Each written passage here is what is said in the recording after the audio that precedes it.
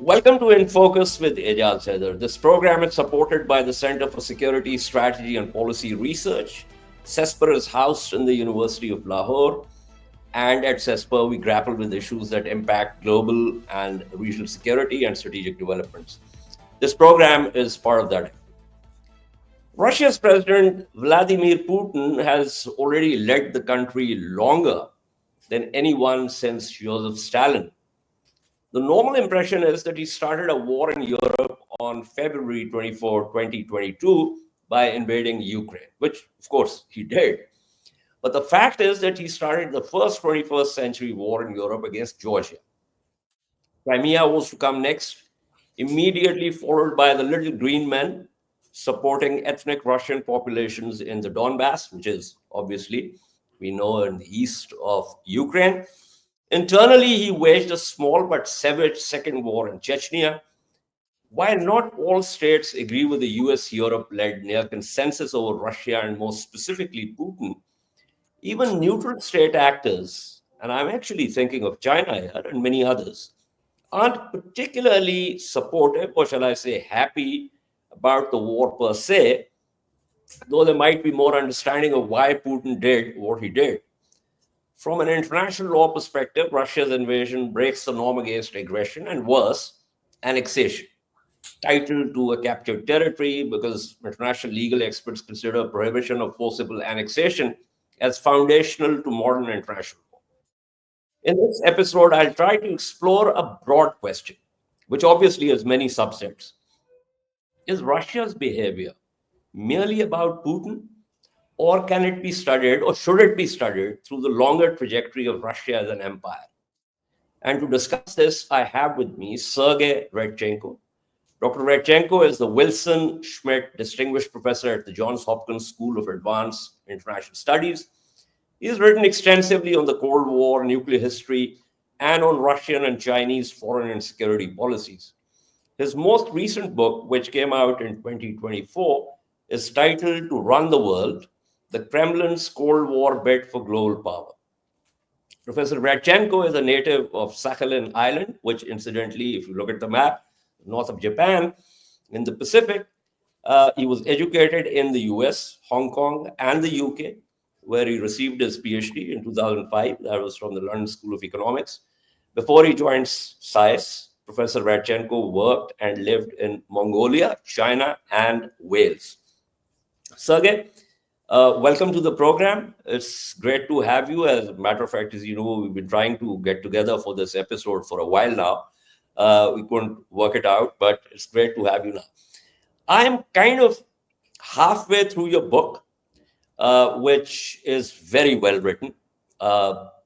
Portions of it read like a novel, which is not to say that it does not have facts. It's just that I'm talking about the style and diction of it. While reading, I came across this phrase, which I found rather fascinating, where you talk about the ontological insecurity of Russia. And, you know, this is before you talking about R.D. Lang, which frankly reminded me, threw me back to my first degree when I was doing masters in English literature. And we were talking about the Tavistock Clinic and phenomenological psychology and the rest of it, and, you know, the whole Mary Barnes issue. And I was chuckling. I actually wrote this to one of my professors who taught us that course at the university. So, and you talk about the fact that, you know, it is ontological insecurity. Now, as far as I'm concerned, as a structural realist, I look at how states operate on the basis of structures, physical structures in the physical world. When you talk about ontological insecurity, you seem to kind of throw the entire thing into a metaphysical world. So I want you to start with that. And then, of course, we'll come round to what's happening now later in the program. Okay, well, first of all, thank you very much for inviting me to the podcast. It's great to talk about my book. including to audiences in Pakistan. I think it's fascinating that it is being discussed globally, of course, thanks to technologies where we are able to connect audiences around the world, and I'm very grateful for this opportunity. You mentioned the issue of ontological insecurity and Artie Lang, and of course, historians don't normally do this sort of thing in their books. In fact, and if you look at all of my previous work or your work on history, you'll see that I go straight to the archives. I sort of, tell the reader what happened, more or less, without going into great depth about theory and so on and so forth. And that is because I did not really know much about theory as a historian, as a younger historian, but with the passage of time and as I matured and as I read more history, I began to see certain patterns which I think could be described with the use of theory. And in this book, To Run the World, I try to bring in theory because I feel that a lot of history ignores theory, not because historians, mainly I think because historians don't know really anything about it, but they subconsciously use some kind of theoretical conception. So in my previous work, I would perhaps draw on realist conceptions without understanding that there's a whole long tradition of realist thinkers going back to Thucydides that informed this tradition. And so in this particular book, I tried to, instead of having implied theoretical framework, I try to be fairly explicit about where some of the ideas came from. And I drew on that book by Artie Lang called The Divided Self, where the patient has a certain view of his or herself, and that view does not correspond to how other people view that person, and so that creates a sense of ontological insecurity. Am I really who I think I am? But the others don't recognize me for what I think I am. And so I applied that same idea to the Soviet notion of what was their entitled sphere of influence in Eastern Europe, because they felt that they had legitimate interests in Eastern Europe, but nobody else thought that they had legitimate interests there. In particular, the Americans did not feel that the Soviets had legitimate interests in Eastern Europe, or at least they defined legitimacy in very different terms. And that was one of the reasons that there was this divergence of views between the two sides, which I think led to the Cold War. So that's one of the theoretical points that I bring out in my book. You also mentioned metaphysical approaches, and I was very, very careful with this because I know what a swamp I would get myself into if I went really far for any kind of metaphysical approaches. In particular, I mentioned Hegel. I don't know, I think Hegel is probably mentioned in some footnote somewhere. What I found interesting in Hegel is, of course, the well-known struggle between master and slave that is described in the Phenomenology of Spirit, where basically Hegel says, well, you have the self and the other, and the self is trying to sort of dominate over the other and expects the other to submit on pain of death. And I brought this framework, which, by the way, is also used by writers such as Francis Fukuyama. I brought that into the book to argue that there was something of a struggle in the Cold War, and I almost describe it as a Hegelian struggle, except that the nuclear revolution in the 1950s made the destruction impossible. A destruction from without became impossible. So in a leap of imagination, I actually argue differently from Fukuyama that history ended in the 1950s, because in the 1950s, with nuclear revolution, great powers could no longer be conquered from without, and they could only just crumble from within. And that introduced a new dynamic into international relations, which persists to the present day. That is why the Cold War became what it was, right? It was fought out in the kind of ways that it was fought out in. It was very different from what preceded it, but it is actually quite similar to what followed it in some respects. So today we're again talking about the Cold War, perhaps in relation to the United States and China. I think this framing, while problematic, has an interesting point to it specifically because of that nuclear component and the importance of nuclear revolution, and how today you simply cannot have a direct conflict between superpowers. Therefore, you have to fight out a Cold War after a Cold War after a Cold War, and that is what I argue in the book. Right. So here's the thing. I'm happy you talked about this Hegelian fight of the self-consciousnesses. Fukuyama obviously mentions it with reference to Alexander Kojève's work. But my point is that just like Russia or the Soviet Union at that time considered its concerns as legitimate and wanted the rest of the world to also consider them legitimate. And obviously, we've got a problem there because many other state actors do not consider Soviet Union / Russia's concerns or security concerns as legitimate. This can also be said of other powers. I mean, the Soviet Union or the Soviet bloc or a number of countries even today do not consider the concerns of the United States as legitimate, or maybe partly some, but not others. I mean, I can give you a more banal example of, like, the new president talks about tariffs. Nobody really wants those tariffs. I mean, Canada doesn't want it. Mexico doesn't want it. The European Union doesn't want it. But obviously, he thinks that this is legitimate. So my point being that when you are in what Professor Mearsheimer calls the tragedy of great power politics, you structurally locked into the Thucydides trap.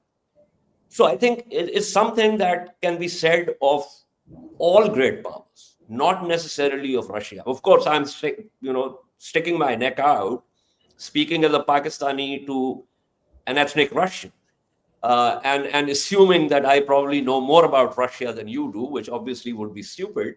But I'm just taking an overall point, or making an overall point about how great powers have this kind of interactive dynamic where neither concerns until a certain point when a crisis happens, as it did, for instance, the Cuban Missile Crisis. And simply for the basis of the fact that both can, as you rightly mentioned, history ending in 1950, can exterminate each other. But short of that, they won't consider their security concerns as legitimate.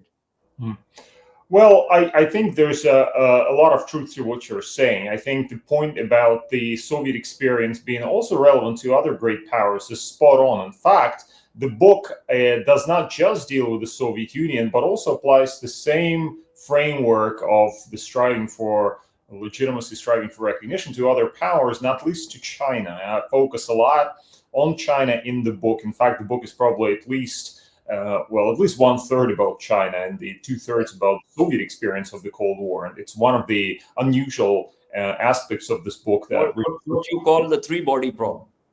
That's right.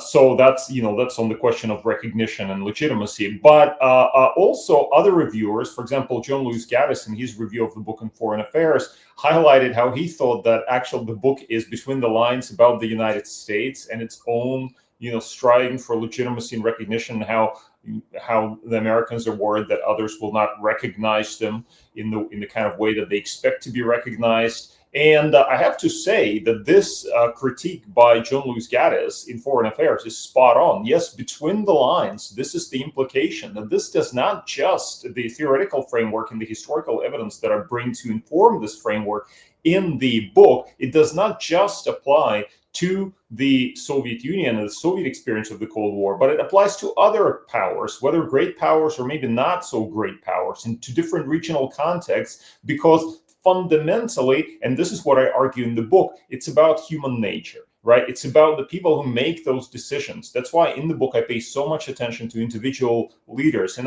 when I was just in the early phases of writing of this book, there was a person who critiqued it and said, look, what you're doing is a great man theory. You're just focusing on this big people and you're ignoring the social context of their decision making. And I said, well, yes, I'm doing that because I'm trying to understand who made the decisions that shaped our lives, and I'm trying to understand why they made those decisions. And this is where psychology then is brought into history, and the two fields are kind of married in the way that perhaps leaves IR a little bit to the side with all the fascination with structural issues, et cetera, which I hear you, I think are important in other contexts. But here in this book, I look at the kind of the psychological makeup of Soviet decision making, why they made those, what were they thinking in the end, what were they thinking day to day when they dealt with issues like the Cuban Missile Crisis, or the Berlin blockade, the war in Korea, or the war in Vietnam. What were they thinking? And when you try to analyze what they were thinking, inevitably you have to deal with their personal psychologies. And so that is why this book is almost, if you use the sort of the three image approach that was broached in Kenneth Walt's book, The Man's State in War, then we're talking here at the about the kind of the very first image, right? Human nature as being the key defining factor in this book. Right. I obviously, as a structural realist, I have my own issues with that, especially with Morgenthau's approach and the sort of biological approach to it. But let me put on my literature hat instead of my IR hat. So another thing, another sentence that really fascinated me was a reference to Raskolnikov. And I got my notes here because I was reading the book and I was making notes. Where you say, if he had the means, then did he also not have the right? My first thought was that, this is something that you can probably also say about the underground man in Dostoevsky's work. But it's very interesting. I mean, because this is a theme that Dostoevsky comes to again and again, and what I consider the acme of his work, Brothers Karamazov, where Ivan's positivism actually leads to Smerdyakov's committing parricide. But in the case of Raskolnikov and also the underground man, there is a sense of presenting them as Christ figures, despite their pride and their sins and the rest of it, and then leading towards some kind of redemption. Of course, one can argue whether there was or whether there can be redemption in pride. But applying that framework to the Soviet thinking, my point here, and I would definitely, since you are the expert and since you are ethnic Russian, do you think that the Soviet period was an aberration in terms of the revolutionary ideology? And if we were, in theory, to subtract it from a much longer civilizational history, that starting, you combine Tsarist Russia straight up to Putin's Russia, take out the Soviet Union from in between this. Do you think there's going to be a jarring difference between these two periods, or there's going to be continuation? Well, I think this is a great point that you raise. And first of all, thank you for talking about Dostoevsky. I'm myself an admirer of Dostoevsky's work. And of course, I had to bring in Dostoevsky into this book, being as it is primarily about Soviet foreign policy experience. Although that's not obvious. There are lots of books about Soviet foreign policy experience that do not touch on Dostoevsky. But what I was fascinated, and I agree with you, by the way, that Brothers Karamazov is probably the most, for me at least, is the most interesting work of that. Actually, I would say the Demons for me is the most interesting work of Dostoevsky. But in particular, you agree with the No, absolutely, no. But I'm just simply silently, envying you for being able to read it in original. in the original. In the original, I mean, just the sheer beauty of it in the original is something that I'll never be able to grasp. But But yeah, go on.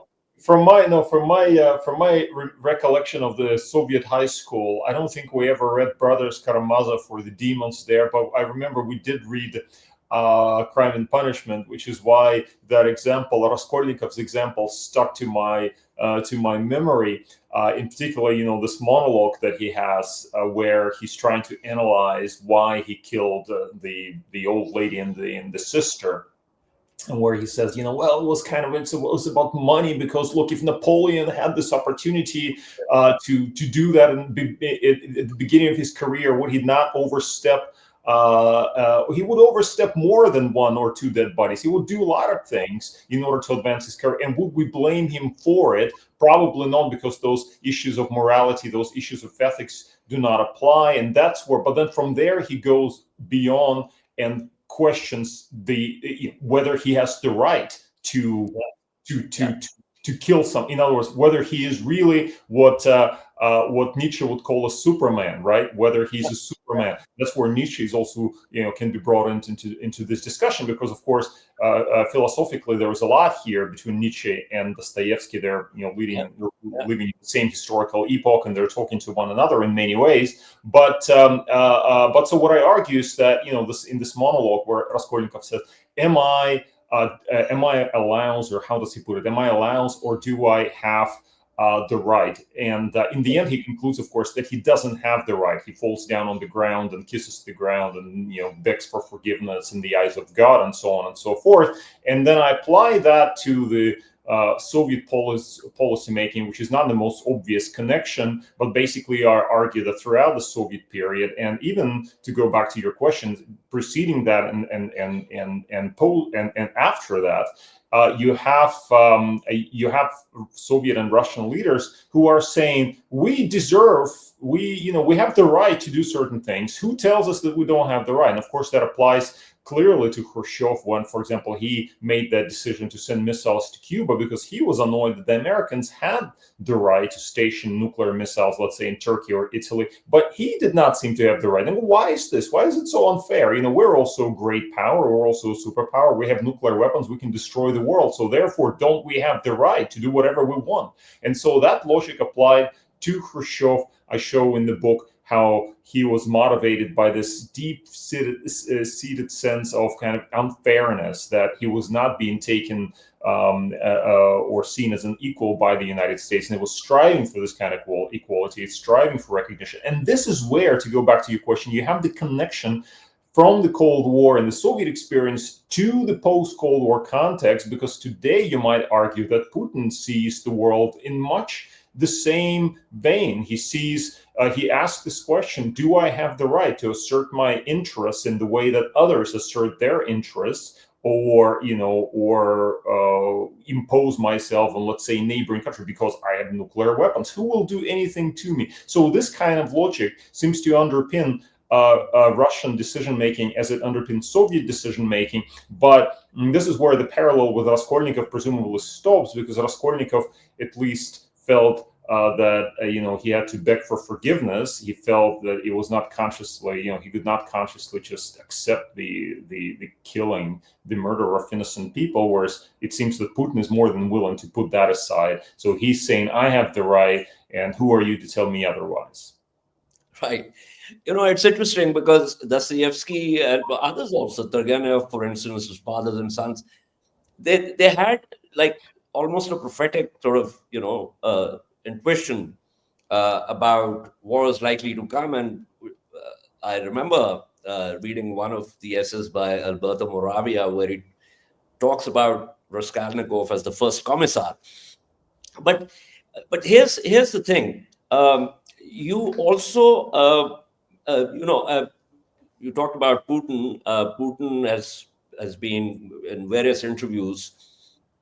He's been talking about his love for Russian literature, specifically been mentioning Dostoevsky and Tolstoy and Pushkin, which reminds me of the fact that the Ukrainians, for the past 2 years, have now gotten into the business of dismissing most of the Russian classical writers.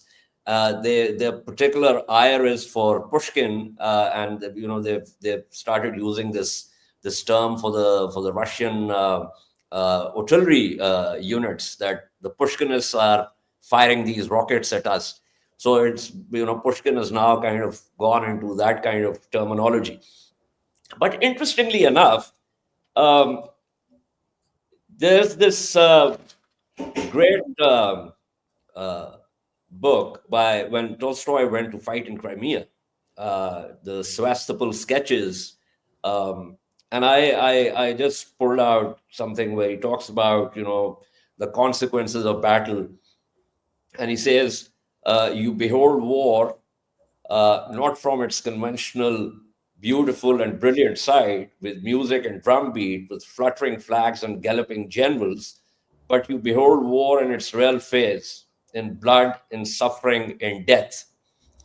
So he basically had become a pacifist, having seen the devastation. So I want you to, so I'm kind of sort of, moving forward in history, coming closer to current events. Russian position on Crimea, obviously, as you know, is that, the Crimea was always part of Russia. It's just that it was given to Ukraine during the Soviet period. I think it was in 1954 or something. I forget the year. So we are reclaiming it. Is this something that you would historically agree with? Is it something that is, as people allege, that Putin is revising history, that, maybe it's something that is in the present day and is not something that Russia should be trying to claim?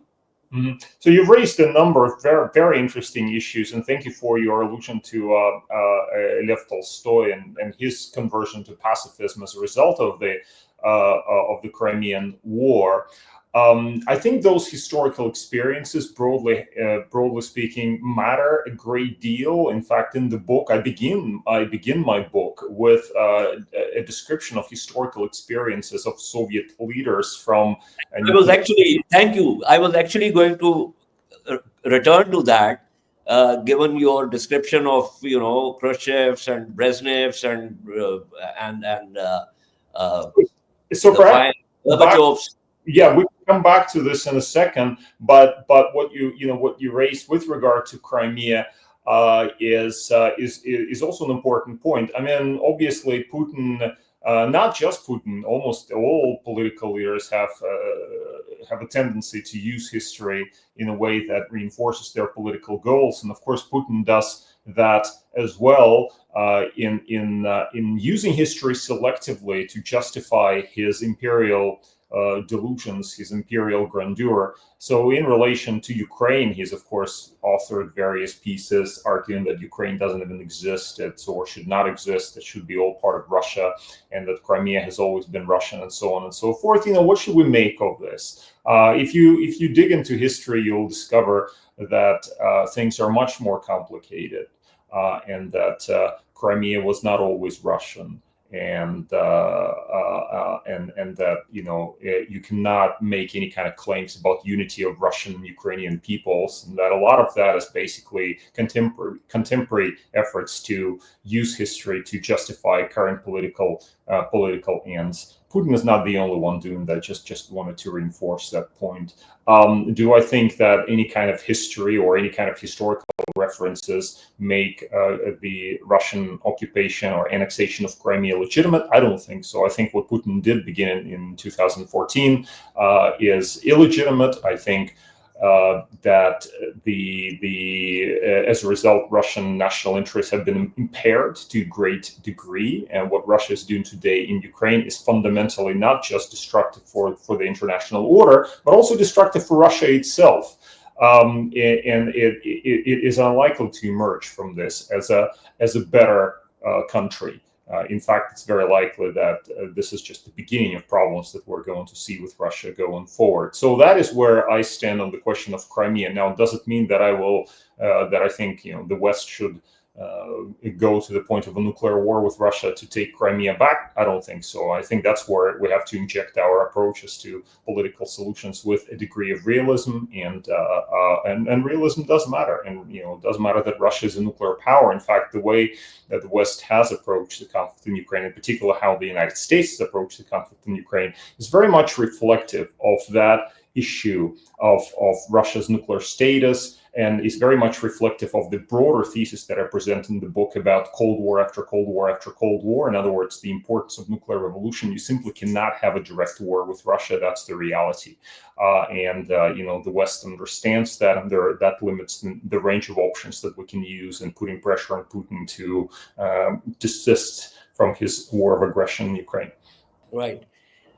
Is there also an element of Pan-Slavism? I mean, we have Pan-Slavism reference to that in various by various writers in Russian literature. I mean, I can, off the top of my head, Anna Karenina, Vronsky going to fight with the Slavic, I mean, because the Serbs are the Proto-Slavs.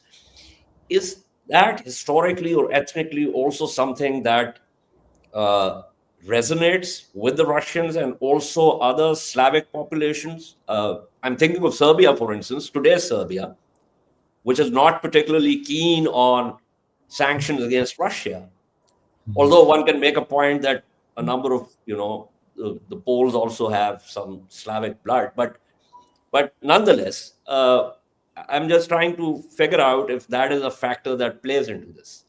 It was always a factor in Soviet decision making to some extent. Even Stalin at one point entertained this idea of Slav unity as opposed to, let's say, the Germans. He was worried about the Germans, felt the Germans would pose security threats to the Soviet Union going forward, and so he would talk up the question of Slavic unity. But in the end, the Slavic unity, I mean, of course, Stalin was hardly a Slav, by the way, but but anyway, this question of Slavic unity was consistently undermined by internal contradictions. So the fact that Stalin talked about Slavic unity did not preclude him from developing a split with Tito and then trying to poison Tito and do away with him, because he felt that Tito stood up against Stalin, stood up to Stalin.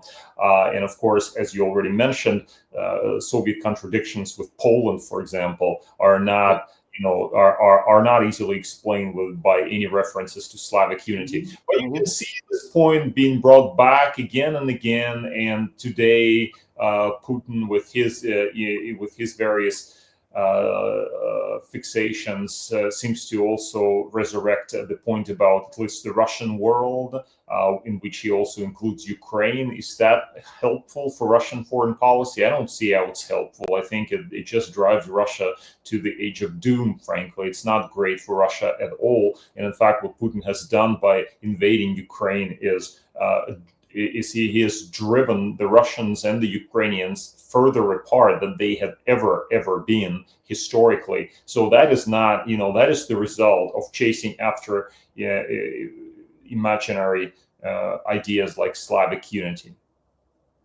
Yeah, but I think, as you mentioned in your book also, the whole idea of Russia, Belarus, and Ukraine as a collection. Belarus, of course, Lukashenko, despite all protestations and everything, has kept an iron hand on Belarus. Ukraine has gone in a different direction. The Euromaidan revolution, and Putin was there physically, basically telling the Ukrainians that they have to vote in a certain way. But quite apart from that, since I mentioned Georgia in my introduction, it happened in August 2008. And the timing I find very interesting, because in April 2008, George Bush Jr. was in Kyiv, where he talked about NATO membership for Ukraine and Georgia, which is, although Georgia was part of the Partnership for Peace program.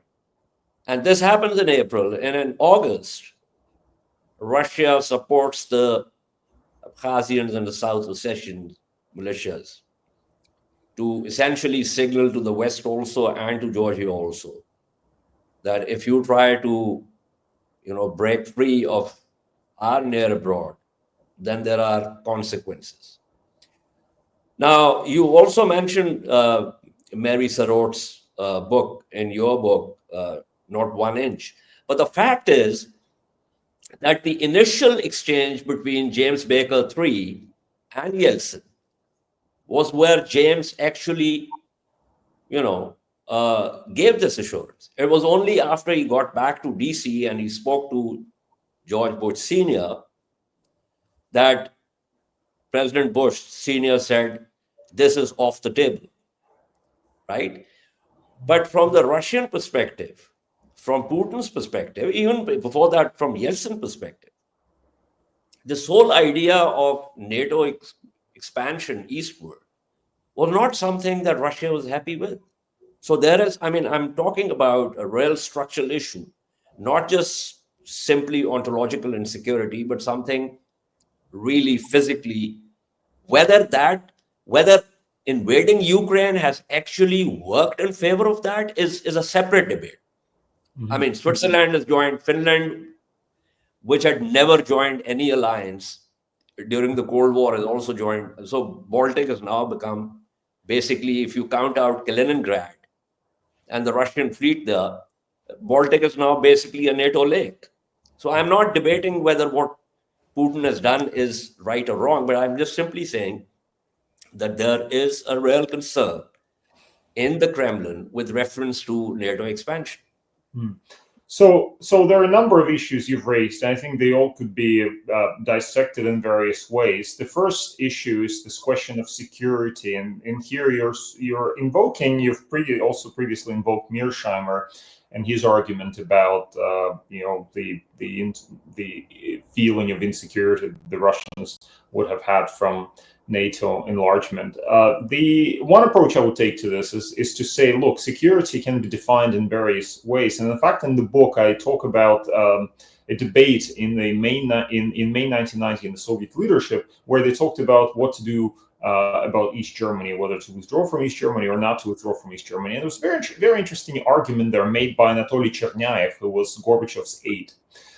Foreign policy aide, which basically said, look, we're a nuclear power. Why are we worried about having troops in Germany or not having troops in Germany? Who's going to invade us anyway? And I think there's something reasonable to this, right? Even today, we can hardly say that even if, anybody along the Soviet periphery joined NATO, would they or along Russian periphery, would they have would NATO ever invade Russia? It's very difficult to imagine that it would, right? So Chernyaev's argument actually was, in my view, correct, but there were other people at that time in the Soviet leadership, also in the broader sort of military circles, that argued, look, we cannot give up East Germany because we've paid so much blood for basically establishing our presence there, and that's essential to our security, and so on and so forth. So they define security differently from, let's say, the way that people like Chernyaev define security, and that is an important contradiction to keep in mind. So when Mearsheimer says that Russia is threatened by NATO, he overlooks the possibility that threat perceptions can vary actually from leader to leader. In fact, they have varied historically from leader to leader. That's something that is very important to keep in mind. Now, a second issue that I wanted to also dissect is the promise made by Baker about not enlarging NATO 1 inch to the east. The promise was made in a conversation with Gorbachev in February 1990 in the context of a discussion about how unified Germany would join NATO, or what would happen after German reunification. And what Baker promised was that NATO's jurisdiction would not extend 1 inch to the east, even after Germany reunified, to the east meaning to East Germany. So that was the conversation. We have various records of this conversation, and also what other American officials expressed to their Soviet counterparts around the same time. And this has been the basis for Putin's claims that promises have been made and not kept. Now, in my book, I tackle this question head on. And what I do is I go back to February and March and April 1990, and I try to see whether the Soviets ever felt that there was a deal that was made that would change their behavior. And what I find is that that's not the case, actually. Even after hearing Baker's views presented in February 1990, Gorbachev continued to insist that East Germany should not be a part of NATO. And in fact, that insistence of his continued until basically late spring 1990, when he ultimately gave up simply for reasons that he couldn't do anything about it. Things were falling apart, and he just basically gave up on East Germany altogether. So contrary to IR scholars such as Josh Schifrinson, who's a respected colleague, a good friend of mine, who argue that there was a deal that was made there in February 1990 in Moscow, I argue, by contrast, that if, for a deal to be made, the Soviets would then have to behave in a way that would reinforce that a deal has been made. And the fact they didn't behave in this way, and that only shows that no deal was made. And of course, the arguments that Baker was making to Gorbachev were, as you say, disavowed very quickly by Bush when Baker returned to the United States. So that is the second part of the argument. Yeah, but here's the thing.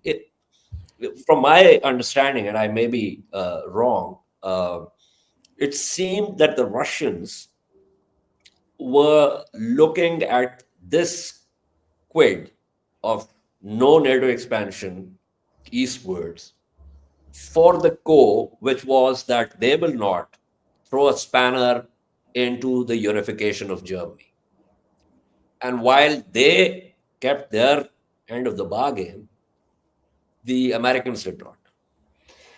Well, again, I would think that it's difficult to make this argument on the basis of Soviet behavior in the spring of 1990, because they continued to obstruct the notion of German reunification, didn't want it to happen, did not decide on this issue until late into the spring of 1990. If a deal was made in Moscow in February, then you would expect them to completely change their point of view already in the immediate weeks after Baker had left Moscow. In fact, you don't see that. They continue to insist on their preferred solution, which is that United Germany stays completely out of NATO. Gorbachev completely continued to insist on this in his public interviews and also in private discussions until he really had no more ground, no way to insist on it, right? So in the end, when the Soviets gave up on this idea, this was simply because they ran out of cards. They spent all their cards. What could they do? They could hold on to East Germany by force because they had a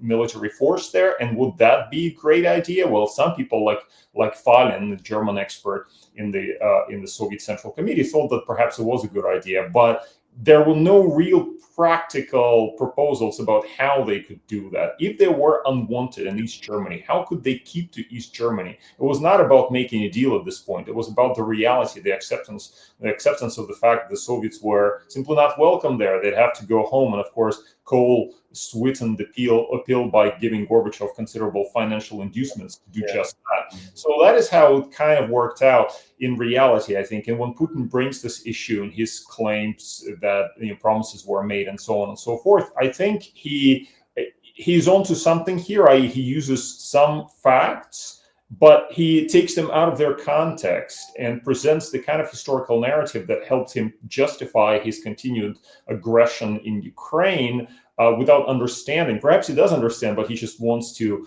use this history for his own political purposes. But he doesn't see the broader context here, which is much more complicated than simplistic claims about broken promises would make it sound. So that is the second part of the question. The third part of the question that actually brings us straight to Putin is Putin's invasion of Ukraine and whether this was motivated by fear of NATO enlargement or something like that. And that, of course, brings in Mearsheimer as well, because that's what he has argued. Not only Mearsheimer, but others have as well. But I would say, and this kind of approach underpins my whole book, I would say that we have to stay away from monocausal explanations. And in fact, if you look at the way Putin justified invasion of Ukraine and writing his various articles and so on and so forth, you can see that there's more there than fears about NATO enlargement, whether or not a real or imaginary. But there's also this perception of Russian, imperial greatness, and that Ukraine is actually,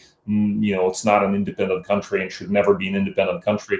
This kind of ideas are also clearly in the mix. So Putin's approach to Ukraine can be explained as a multi-causal sort of approach, where he's motivated perhaps by security considerations, but also by considerations of Russia's greatness, delusions of grandeur, all of those things that I talk about in the book at great extent.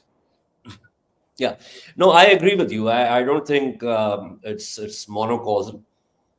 In fact, I have a sense, and since I am speaking with you here, given your expertise, I'd like to run it by you, which is that, as you mentioned rightly, that the concept of security can be many things, not necessarily physical security.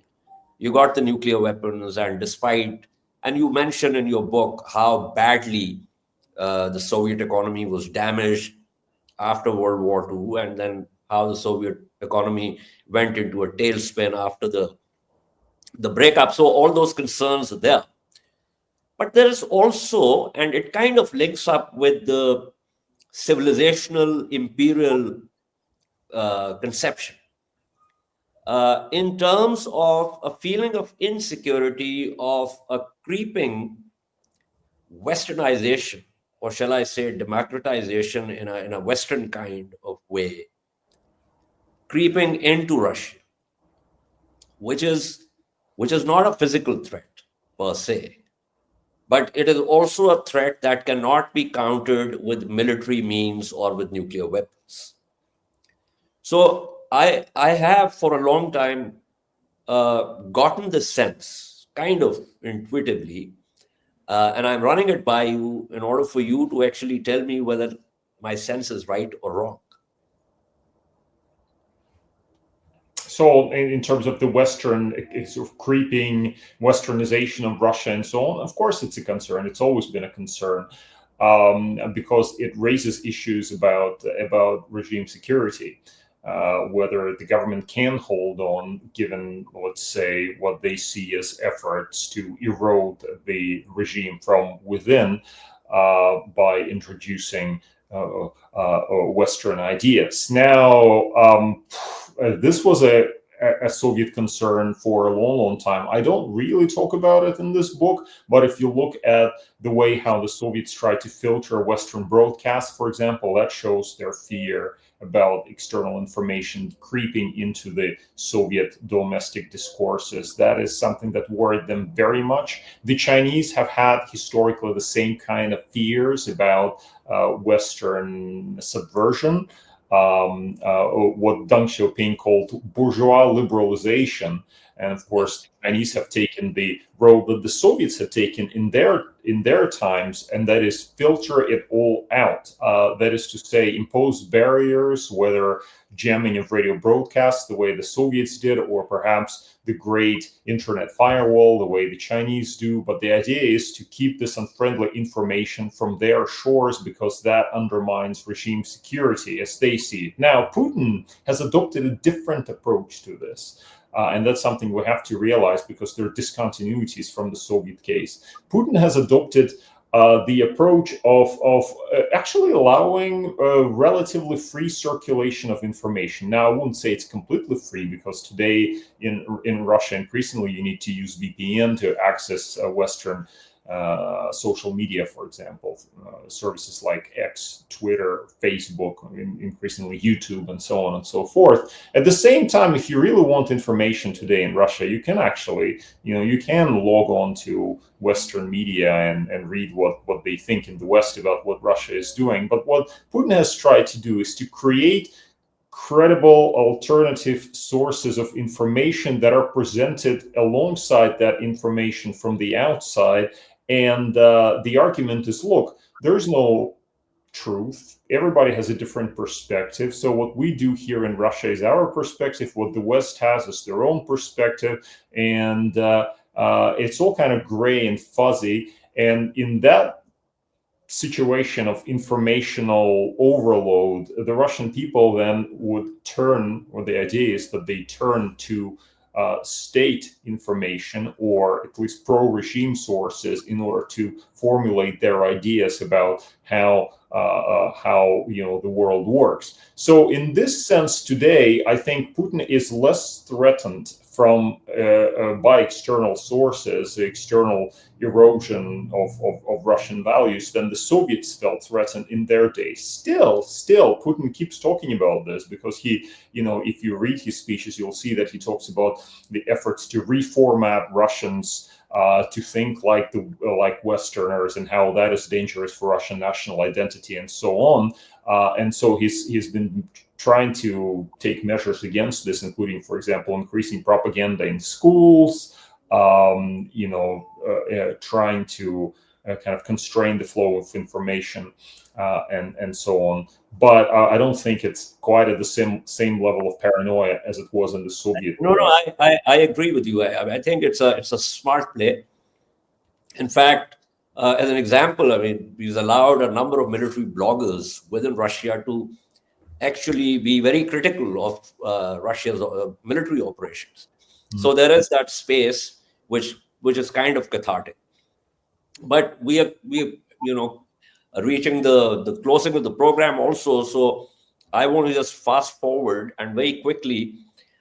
You've written this a very good article, Foreign Affairs, going back to how Russia and Ukraine had gotten together almost immediately after Russia's invasion of Ukraine to try and figure out some kind of deal, some kind of ceasefire and all that.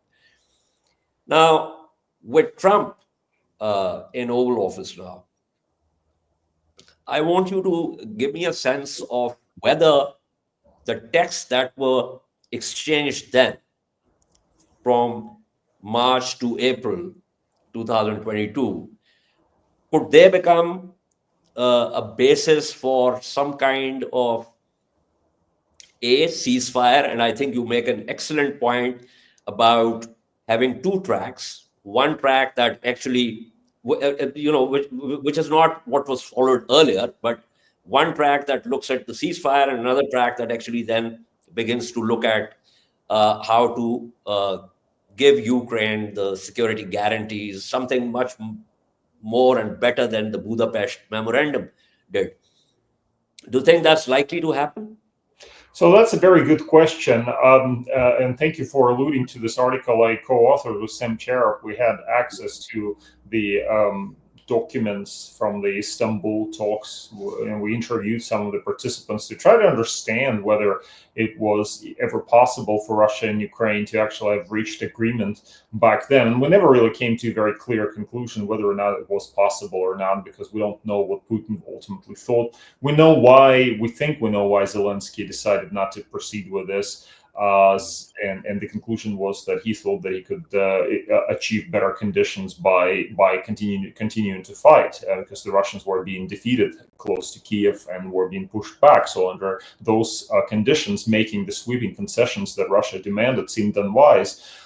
Today, again, we're in a situation where the Russians are returned, or at least have returned in some ways, to the Istanbul documents and claim that they would want to reach some kind of agreement with Ukraine on that basis, with due regard to the changing realities on the battlefield, by which they mean that they're not giving up the territories that they already control in eastern Donbass and so on. Is it possible? Well, this is a very good question, because certainly there's a lot of excitement now in the West about the possibility of bringing the Russians and the Ukrainians together in one room to negotiate. President Trump has alluded to various sanctions and other forms of pressure he may use against Russia if Russia refuses to do that. Now, my view of this is that American leverage is actually quite limited here. Russia is already quite, very, very sanctioned, almost as sanctioned as any other country,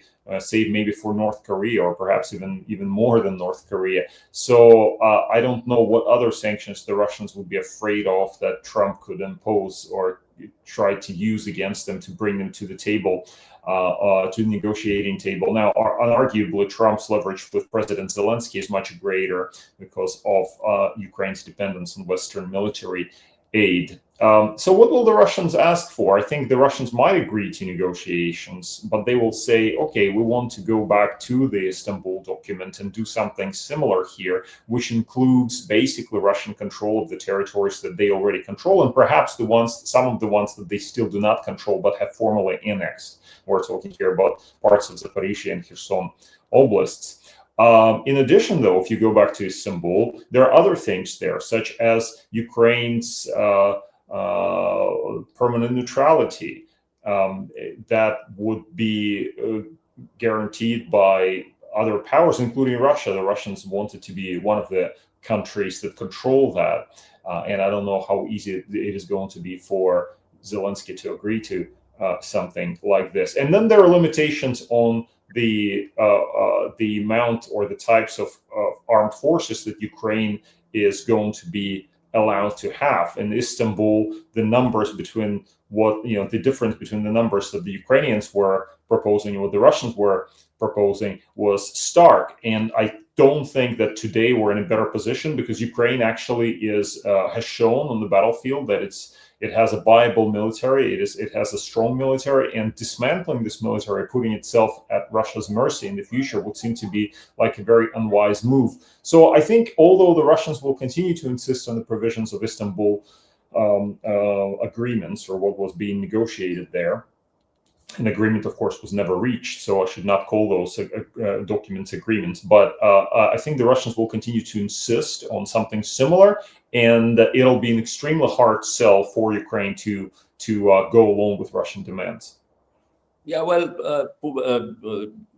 the U.S. president has, speaking to the Davos forum, he's actually spoken about a possible meeting with Putin. I mean, only Trump could have said that. I'm sure most of the European leaders must have gasped at that. But the fact is that, and Keith Kellogg, before the inauguration, had come up with a roadmap which essentially freezes the current status quo, and but includes guarantees. Someone also talked about having European troops there. And since you mentioned your co-author, Samuel Chereb, he wrote another piece saying that, having European troops there is a non-starter, and, and I agree with his assessment. Anyway, this is an issue that we can keep talking about, but we have run out of time. Actually, we overrun time, which is fine. So thank you so much. It's just great to get your insights, Sergey. This is all from this episode. If you like the discussion, click on the subscribe button. It doesn't get me any lucre, but it's going to make me happy, and it also helps us bring you quality discussions. Until our next episode, goodbye and stay safe.